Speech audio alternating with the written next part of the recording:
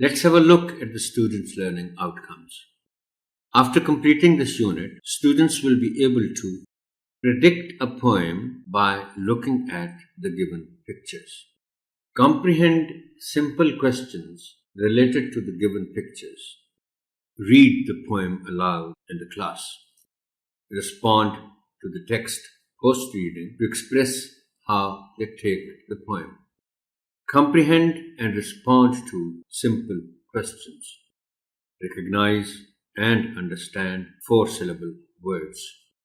Pronounce 4-syllable words. Recognize and write 4-syllable words. Use appropriate expressions in conversation to listen and respond to commands.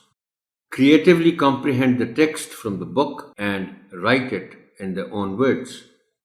Create their own sentences of the given words. Recognize and identify 4-syllable words. Enhance the vocabulary with the words from the poem. Pen down 4-syllable words. Rearrange the letters and correct the spellings of 4-syllable words. Identify, understand, and recognize the use of hyphen. Pen down a few words on the poem in their own words. Create hyphenated sentences in their own words.